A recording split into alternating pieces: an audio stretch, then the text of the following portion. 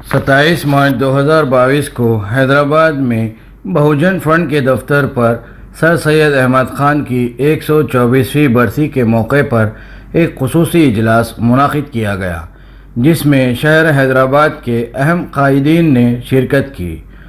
बहुजन front के chairman professor नारागोनी ने महात्मा फुले और सर सैयद अहमद ख़ान का एक मुश्तरका जायज़ा लिया और कहा कि ये दोनों मुसलमान और पिछड़े ज़ातों में, जिनमें दलित, बीसी, ओबीसी वगैरह भी शामिल है, इन तमाम को मुश्किल तरीन हालात में एजुकेशन से संवारने का काम किया। एजुकेशन आम करने की सज़ा के तौर पर दोनों का मजहबी तौर पर सख्त बाइकआउट किया गया। ये तारीख़ी लीजेंड्स है। दोनों का एजुकेशन के मामले में विजन एक ही था। Doctor Aleem Khan Falaki chief guest के तौर पर थे। उन्हें अपनी बयान में कहा कि सर सैयद को अच्छी तरह मालूम था कि कौम उन्हें हरगिज़ कोई सिला नहीं देगी।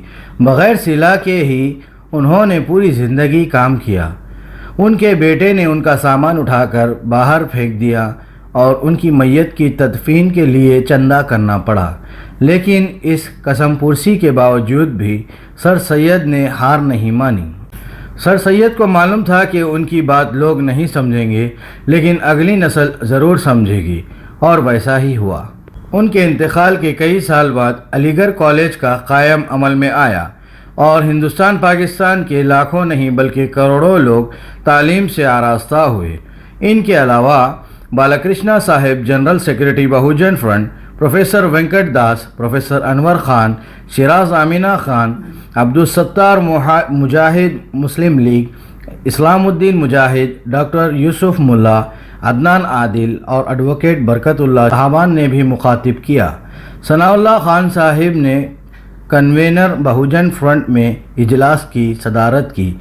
अलीम खान फलकी ने आखिरी में आज पसमंदा तबक़ात के साथ सियासत में शराकत की अहमियत पर रोशनी डालते हुए कहा कि मुसलमानों को मुस्तक़बिल में अपनी बक़ा व तरक्की के लिए तमाम ज़ातों के साथ मिलकर अलायंस बनाना ज़रूरी है, लेकिन ये अलायंस ऐसा ना हो कि बाद में एक ख़ानदान की पार्टी यानी फैमिली डायनेस्टी बन जाए या फिर वन मैन शो हो जाए।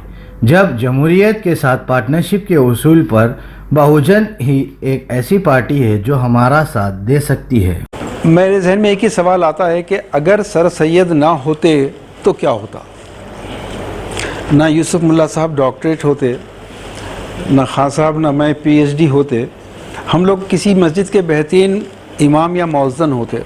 నేను Sir Syed Ahmed Khan movement study చేసిన తర్వాత మహాత్మా జ్యోతిరావు పూలే మహారాష్ట్ర ప్రాంతంలో ఎడ్యుకేషన్ గురించి, అదేవిధంగా ఎంప్లాయ్మెంట్ జనరేషన్ గురించి ఫైట్ చేస్తే సర్ సయ్యద్ అహ్మద్ ఖాన్ ఉత్తర భారతదేశంలో నార్త్ ఇండియా మొత్తంలో ఆయన मुस्लिम समाजम एजुकेशन गुरिंची पहले बार वो स्कूल्स खोल दिए उधर 1858 में। पहले मुर्दाबाद बोल के एक प्लेस में नया स्कूल खोल दिए, मदरासी स्कूल को स्थापित किए। उसमें पर्शियन लैंग्वेज है और उर्दू है और अरबिक है। वो इंग्लिश भी हमारा लोग पढ़ना ज़रूर है। वो नॉलेज, पूरा नॉलेज इंग्लिश एजुकेशन में रहते बोल के वो इंग्लिश पहले स्टार्ट कर लिए। बाद में 1864 में वो गाज़ीपुर में और एक स्कूल वो स्थापित किए। वो स्कूल में भी 3 लैंग्वेज को इंट्रोड्यूस कर लिए। वो सर सैयद अहमद खान उनका लाइफ सैक्रिफाइस है। हम भी उनका मैसेज के लिए वो सब जनों को लेकर जाके अंग्रेजी एजुकेशन पढ़ाना। दुनिया से हम किसी से कम नहीं है, दुनिया से आगे रहना। आपने पॉलीगामी तो सुनी होगी, बैगामी तो सुनी होगी, लेकिन आपने पॉलिंड्री और सिनोगामी और फिर एक्सोगामी और एंडोगामी का नाम नहीं सुना होगा।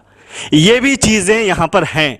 इस देश में ये भी चीज़ें हैं कि यहाँ पर एक औरत 4 आदमियों से शादी कर सकती है, 5 आदमी से शादी कर सकती है, 1, 2 भाई 2 बहनों से एक ही साथ शादी कर सकते हैं। लॉ कमीशन इस पर भी कोशिशें चल रहा है और ये भी चीज़ें मनुवाद का हिस्सा है।